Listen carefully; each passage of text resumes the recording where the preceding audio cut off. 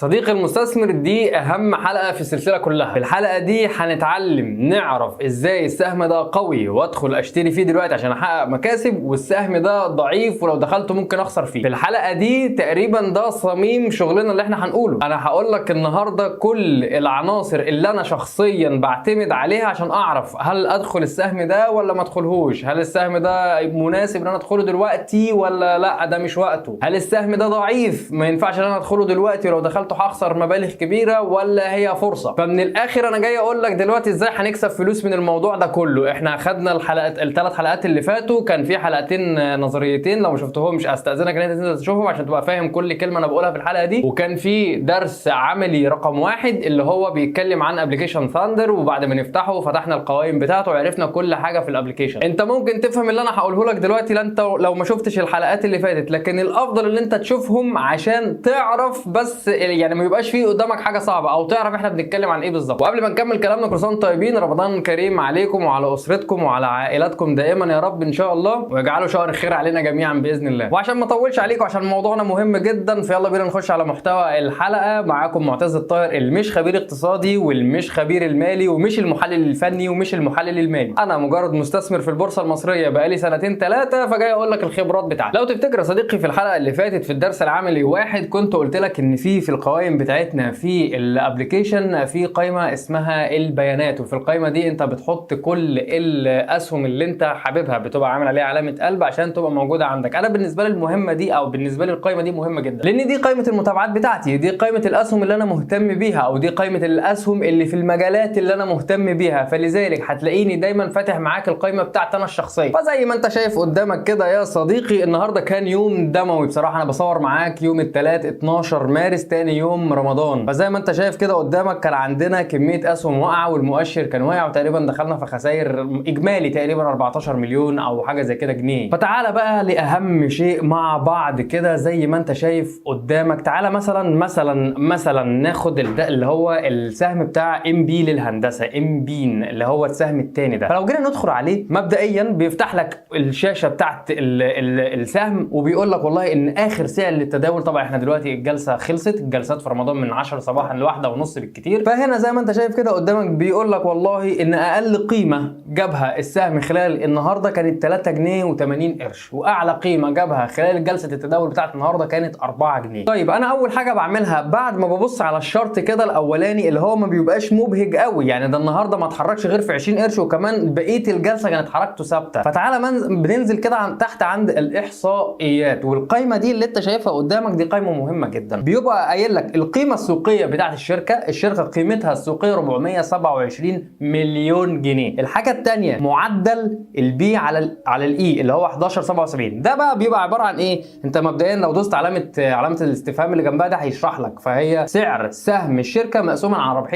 ربحيه السهم. الربحيه اللي بيجيبها السهم بيبقى مقسوم عليها سهم الشركه، فبيقول لك ان هو بيبقى 11.77. عايز اقول لك نقطه مهمه بستفاد من الحته دي، حاجه صغيره جدا بوجهه نظر انا. لو القيمه دي اعلى من 8 او اعلى من 10، ما بين 8 يعني 8 او 9 و10 فيما فوق، فده معناه ان السهم ده ادي اول مؤشر ان السهم ده قوي وان السهم ده كويس. فده بالنسبه لي انا داخل معاك في السهم ده كده، يعني انا فاتحه كده ببص عليه معاك عشان ناخد حالات عمليه. فالسهم ده بالنسبه لي سهم قوي، يعني السهم ده لغايه دلوقتي ادي اول حاجه، ده سهم ايه كويس. الحاجه الثانيه القيمه السوقيه بتاعته اللي هي 427 مليون، ده مبلغ مش قليل، ده مبلغ كويس. انت بتتكلم في حوالي نص مليار جنيه تقريبا، فده بالنسبه لي كويس. انا بعتمد الشركه او بعرف ان الشركه قويه او كويسه او اديها تقدير من عندي او تقييم لما بتكون من نص مليار الى ما شاء الله، او مثلا ممكن تقول من 400,000 300,000 بحد ادنى. يعني بستفاد برضو من القائمه بتاعت الاحصائيات دي حاجتين اللي هم تحت خالص في الاخر، اللي هو متوسط قيمه التداول. متوسط قيمه التداول اللي انت شايفه قدامك ده اللي هو 289,000 جنيه. بيقول لك هذا هو متوسط قيمه التداولات اليوميه على هذا السهم خلال الاشهر السته الماضيه، يعني خلال ال6 شهور اللي فاتت. هو بيجيب المتوسط بتاع التداول اللي بيحصل عليه، حركات البيع والشراء اللي بتتم على هذا السهم. فهو كده بيقول لك ان والله كل يوم كان بيعمل له 289,000. طيب النهارده بقى عمل ايه؟ النهارده بيقول لك قيمه التداول بتاعت النهارده 883,000 جنيه حركات بيع وشراء. بنخرج بقى من النقطتين دول بحاجه مهمه جدا، الا وهي هنا بيقول لك متوسط قيمه التداول عموما 289,000، هو قيمه التداول النهارده 883,000، يعني هو تقريبا عامل 4 اضعاف، ما يقرب من 4 اضعاف متوسط قيمه التداول. ده معناه حاجتين. الحاجه الاولانيه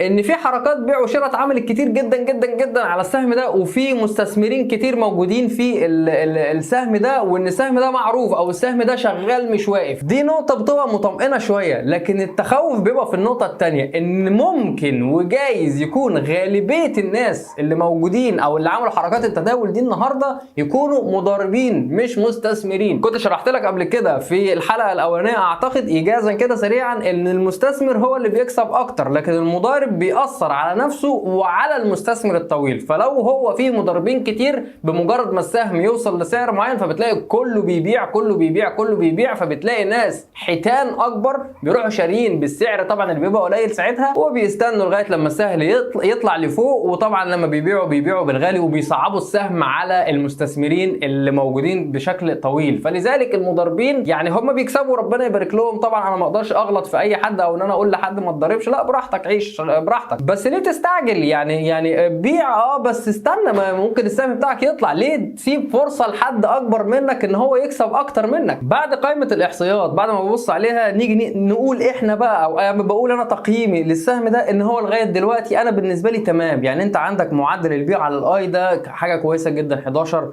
و77، عندك المتوسط قيمه التداول هو تعداها وبقى 883، قشطه جدا بالنسبه لي تمام. تعال بقى نبص على الحاجه الاهم. زي ما انت شايف كده فوق في الشارت ان انت عندك النهارده هو بيقول لك ان بدا على يعني اقل حاجه جابها 3 جنيه و80 قرش واعلى حاجه جابها 4 جنيه. تيجي نبص عليه من اسبوع، بيقول لك والله من اسبوع اقل قيمه انا عملتها 3 جنيه 41 قرش واعلى قيمه عملتها 5 جنيه و14 قرش. ولو تاخد بالك في حاجه مهمه جدا جدا وركز معايا، بص كده على الرسم بتاع الخط كده قدامك، هتلاقيه عامل زي السلم طالع كده تدريجي كده، كل يوم كان بيزيد زياده غير طبيعيه. لما تيجي مثلا تبص هنا ده يوم الاربع 6 مارس الساعه 1:30 كان سعر السهم 3 جنيه 88 قرش. هوب نطلع على الخميس ب 4 جنيه وربع، هوب تطلع على الحد ب 4 جنيه 68، هوب تطلع على الاثنين 11 مارس هتلاقيه عمل 5 جنيه و12 قرش، هوب بعد كده وقع. ده في وجهة نظر يا صديقي انا بشوف ان دي حاجه اسمها تصحيح.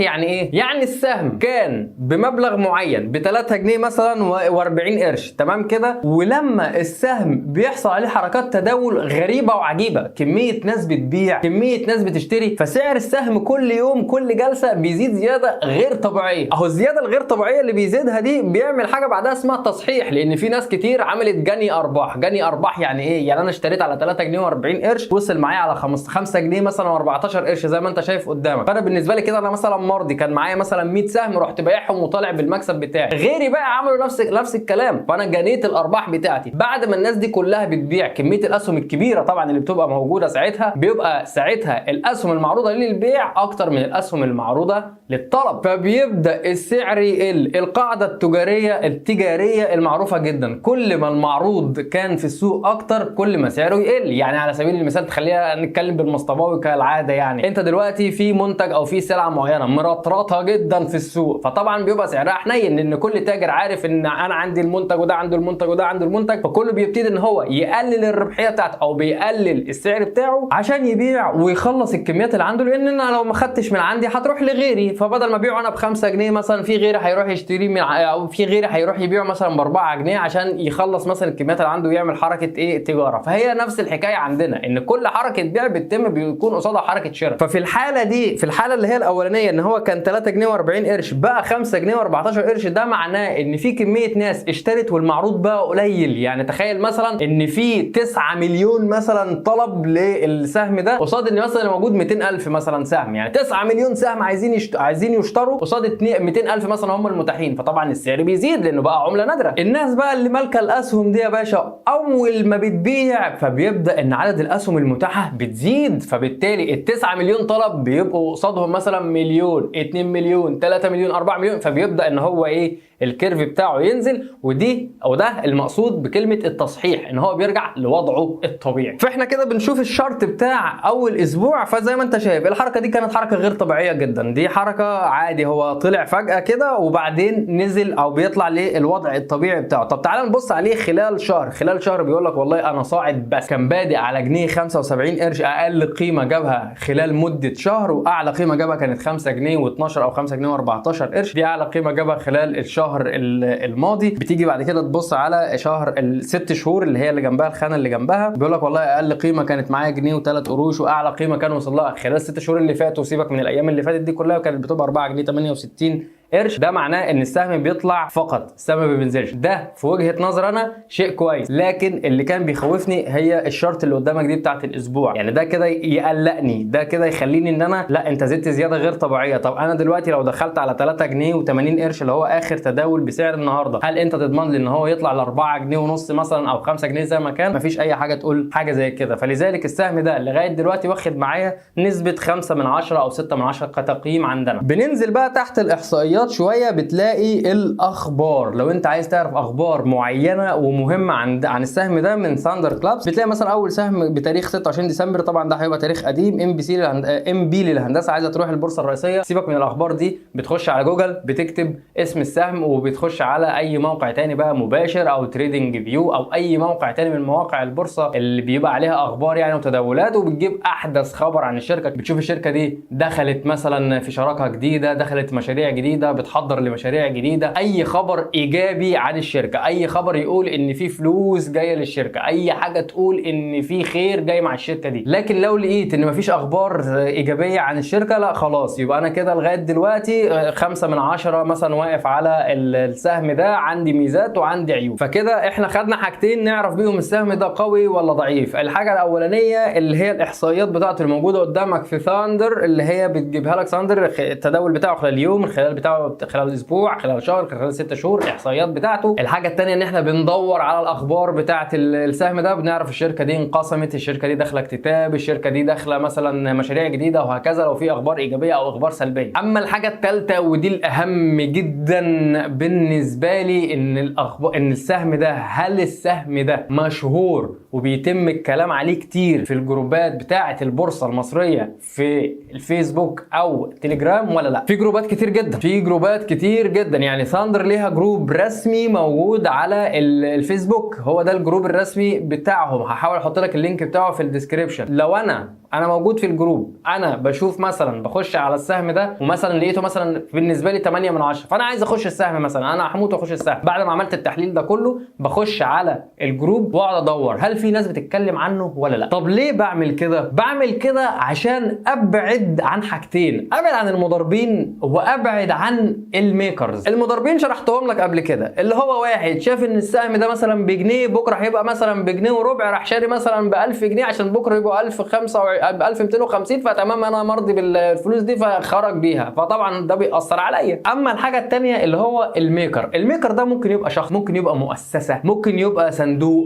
يعني بيبقى حد شاري كميات كبيره من السهم في الشركه دي، او حد او جهه يعني من الاخر بيع اسهم كتير من السهم ده. العمليه عارف شبه ايه؟ شفت انت كده مثلا في ناشونال جيوغرافيك لما بيجيبوا علم البحار مثلا، بتلاقي سمك صغير كده بيلف في البحر، وفي سمك قرش معدي مثلا جنبهم. اللي بيحصل ايه؟ اللي بيحصل يا اما القرش بياكل السمك الصغير، يا اما القرش ده بيوسعوا له طريق عشان يعدي، عشان كله خايف منه. فانا بعمل حركه لذيذه جدا، ابعد عن الشر وغني له. انا شايف مثلا سمكه القرش واخده الحيز ده مثلا من البحر ولا من المحيط، انا بروح يا باشا في حته هاديه خالص، بروح ادخل سهم هادي ما حدش بيتكلم عليه كتير، عليه حركه تداول عاديه منطقيه مثلا، ما فيهاش تضارب، ما فيهاش تضارب كبير، ما فيهاش ميكرز مثلا بيعملوا حركات ملهاش لازمه. لان انت هتشوف حاجات كتير، انت ممكن تلاقي السهم بتاعك ارتفع وفجاه راح واقع وقعه كبيره، فده معناه ان في ميكر خرج مثلا من السهم وبيحاول ان هو يوقعه عشان يشتري تاني. ما هي عمليه البورصه اصلا بيع وشراء. انا مثلا لو شاري الحاجه على نص جنيه، مثلا شاري 500,000 سهم مثلا، نص مليون سهم في شركه معتز الطاهر، جيت يديك مثلا النص جنيه ده بقى بجنيه مثلا بعد ما الناس فضلت تشتري وشايفه ان السهم طالع، فانا باجي بعد ما بيوصل لجنيه بروح بايع نص مليون سهم، فبيبتدي السعر ينزل. فالناس اللي موجوده اللي قلبها بيبقى ضعيف شويه مثلا، او الناس اللي عايزه تلحق مكسب صغير،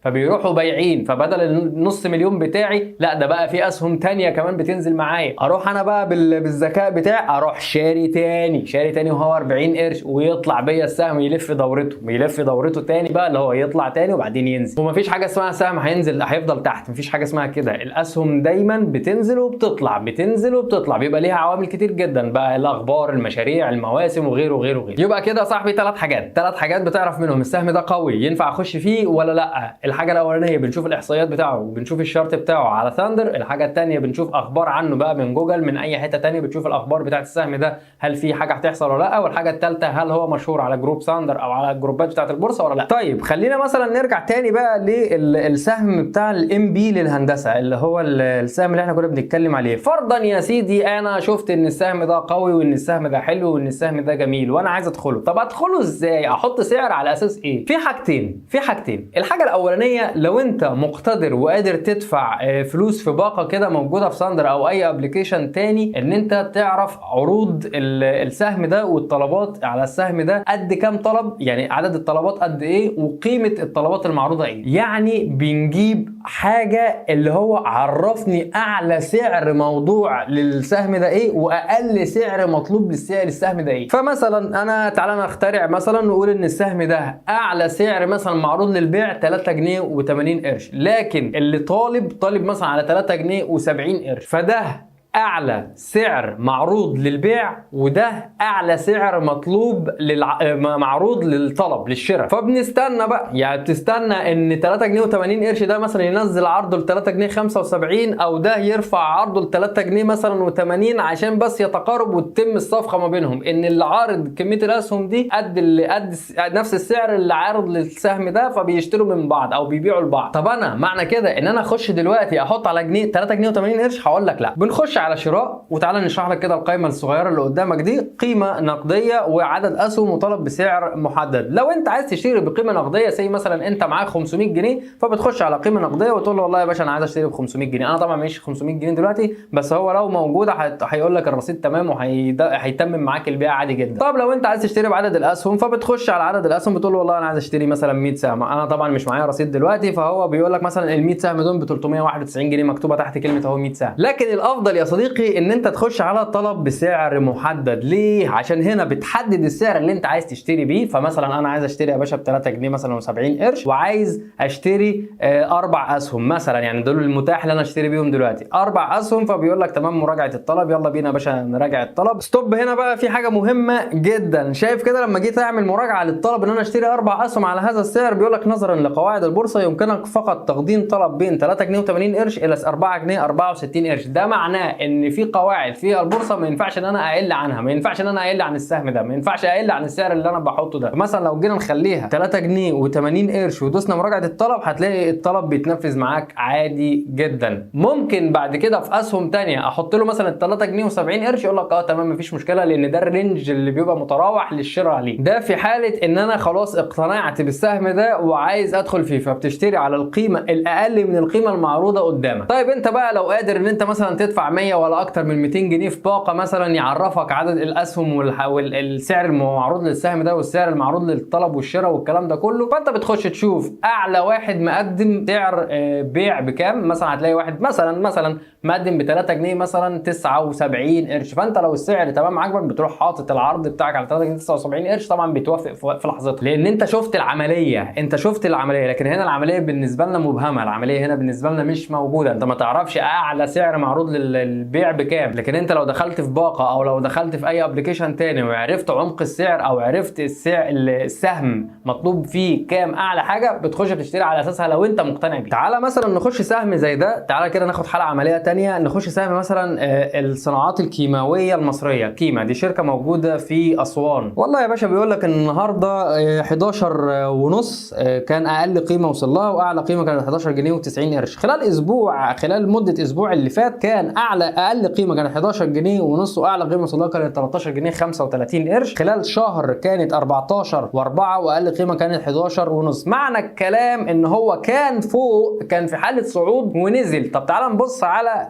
من 6 شهور، قيمه 6 شهور كانت اقل قيمه وصل لها 7 جنيه 99 قرش، واعلى قيمه وصل لها 16 جنيه 65 قرش. هنستنتج مع بعض هنا ان هو نزل المعدلات بتاعته، مش ثوره تصحيح بقى، يعني هو ما كانش بيعمل تصحيح، لا هو نزول طبيعي جدا. كان في ناس جانت ارباح ونزل بيه طبيعي جدا، مفيش حركه السلم الغريبه اللي انت شفتها، لا دي حركه عاديه منطقيه جدا بتاعه السهم. هو نزل. تيجي مثلا تشوف الاحصائيات بتاعته، فبيقول لك والله القيمه السوقيه 13 بليون، قيمه كبيره جدا طبعا، يبقى كده ادي اول حاجه ايجابيه. معدل البيع على الاي 12.18%، حاجه كبيره جدا. نيجي بقى عند النقطه اللي مش حلوه، متوسط قيمه التداول كانت 69 مليون خلال اليوم، لكن النهارده حقق 7 مليون فقط، فطبعا التداول عليه ضعيف. ده معناه ان ما حصلش عليه حركه بيع وشراء كتير، ما كانش في عدد كبير اشترى وما كانش في عدد كبير باع. في حاجه زي ما انت شايف كده قدامك اسمها ربحيه السهم اللي هي 97%. دي بقى بيقول لك ايه؟ مؤشر ربحيه الشركه محسوب على اساس ارباح الشركه مقسومه على عدد الاسهم. يعني ده ربحيه الشركه على اساس ايه؟ ارباح الشركه التوتال اللي اتعملت مقسوم على عدد الاسهم الموجود. بس يعني هي سهله، ارباح الشركه كلها على عدد الاسهم الموجود، بيطلع لك 97%، يعني ما يقرب من جنيه. بتنزل مثلا على الاخبار بيقول لك قيمه حصلت على قرضين ب 200 مليون دولار و2 مليار جنيه لمشروع جديد. ده خبر مهم جدا، ان هي تحصل على قرض عشان تعمل مشروع جديد، يبقى هو كده هيزود انتاج، يعني هيزود مبيعات، يعني هيزود ارباح، فبالتالي السهم بتاعه هيحصل له ان هو هيرتفع. ناس كتير ومستثمرين كتير من اللي بيعملوا بقى تحليل فني ومالي هتلاقيهم دخلوا في السهم ده مره واحده وفجاه السهم ده يطلع لفوق. فلغايه دلوقتي القيمه السوقيه بتاعته كويسه جدا. متوسط قيمه التداول النهارده ما حصلش عليه شغل كبير قوي، بس ده بالنسبه لي عادي، مش مشكله، تعدي يعني كده نقطه قصاد نقطه. في اخبار ايجابيه فكده في نقطتين قصاد نقطه. معدل البيع على الاي كبير، وده كده 3 نقط قصاد نقطه. الشارت بتاعه خلال يوم واسبوع وشهر و6 شهور الشارت طبيعي وكويس مش وحش، وده معناه ان هو هينطلق ويطلع لفوق تاني، فدي كده رابع نقطه. خامس نقطه، ودي اللي بتروح بقى تسال عليها في الجروب بتاع ثاندر، بتقعد كده تسريش على كلمه كيمو وتشوف هل في ناس بتتكلم عليه ولا لا، هل في ناس بتقول نشتري ولا لا، هل في كلام عليه ومشهور في الجروب ولا لا. لو مشهور في الجروب يبقى كده 4 نقط قصاد 2، لو مش مشهور في الجروب يبقى 5 نقط قصاد نقطه. فانا عن نفسي انا كمعتز بعمل برضو حاجه اخيره، بروح على اي موقع تاني غير مدفوع لو انت مش عايز تدفع فلوس، وتدور على توقعات او المستهدف بتاع السهم ده. مستهدف يعني ايه؟ يعني الخبراء اللي حللوا فني ومالي بيتوقعوا السهم ده ممكن يوصل كام. فمثلا لقينا مثلا ناس بتتكلم ان السهم ده هيوصل 17 جنيه مثلا،